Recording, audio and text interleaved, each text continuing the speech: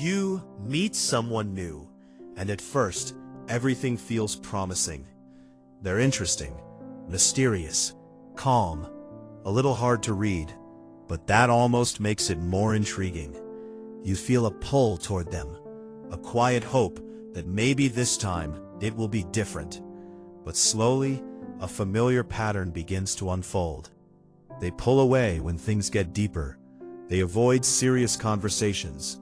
They seem present, but not fully available.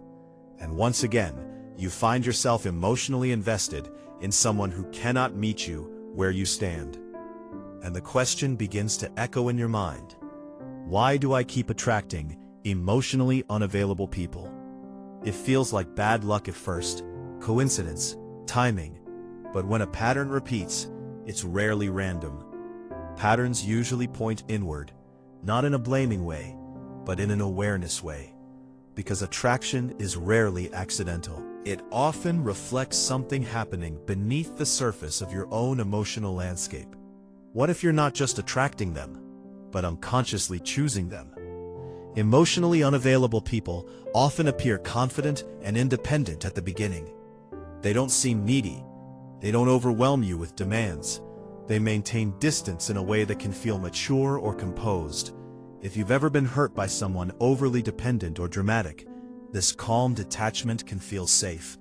But emotional unavailability is not the same as emotional stability. One is grounded presence, the other is guarded distance. Do you mistake emotional distance for emotional strength? Sometimes, the attraction begins with chemistry fueled by uncertainty. When someone is unpredictable, your brain releases more dopamine during moments of attention.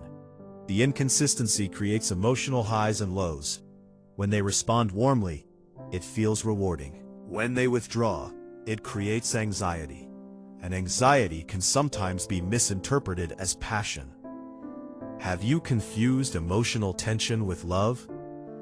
Another reason you may attract emotionally unavailable people is familiarity.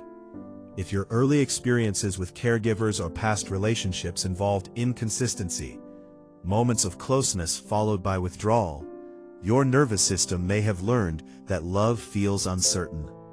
Familiarity feels safe, even if it is painful. Your brain doesn't seek what is healthiest. It often seeks what is recognizable. Is it possible that you are chasing a feeling you learned long ago? There's also the dynamic of wanting to earn love.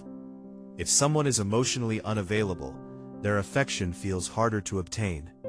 And when something feels harder to obtain, it can feel more valuable. You might believe that if you can just prove yourself, be patient enough, loving enough, understanding enough, they will finally open up. But here's the painful truth. You cannot love someone into emotional availability. Why do you feel responsible for unlocking someone else's heart? For some people, emotionally unavailable partners feel less threatening. Deep intimacy requires vulnerability, and vulnerability can be terrifying. If someone is unavailable, it creates a ceiling. The relationship never reaches full emotional depth. That means you never fully expose your deepest fears either. In a strange way, their unavailability protects you from being fully seen. Are you choosing emotionally unavailable people because full intimacy scares you too? If deep down, you struggle with believing you deserve consistent love, you may subconsciously gravitate toward partners who confirm that belief. When they withdraw, it reinforces an internal narrative. Love is hard. Love is uncertain. I have to work for it. Your external relationships often mirror your internal relationship with yourself. Do you truly believe you deserve someone who shows up consistently? Another factor is emotional overfunctioning. If you are naturally empathetic, patient, and nurturing, emotionally unavailable people may feel drawn to you. You offer safety without demanding too much. You tolerate distance. You explain away their behavior. You give them time and space. But overfunctioning in relationships often leads to imbalance. You give more than you receive. You initiate more than they do. You try to hold the connection together. When did love become something you had to maintain alone? Emotionally unavailable individuals are not always villains. Many of them carry unresolved trauma, fear of vulnerability, or attachment wounds. But understanding their pain does not mean sacrificing your own emotional needs.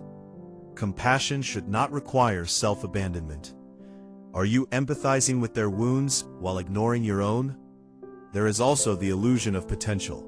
You may see who they could be if they healed. You may fall in love with the version of them that appears in small glimpses. The rare deep conversation, the brief moment of vulnerability, the occasional warmth. Those moments keep hope alive. But relationships cannot survive on potential. They survive on consistency. Are you in love with who they are, or who you hope they will become? Breaking this pattern requires uncomfortable honesty. You must ask yourself not just why they are unavailable, but why that dynamic feels magnetic to you.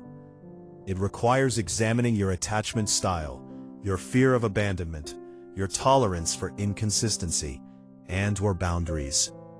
You may discover that part of you equates struggle with meaning. That calm, steady love feels unfamiliar, maybe even boring. But stability is not the absence of passion. It is the presence of security. Would you recognize healthy love if it felt calm instead of chaotic?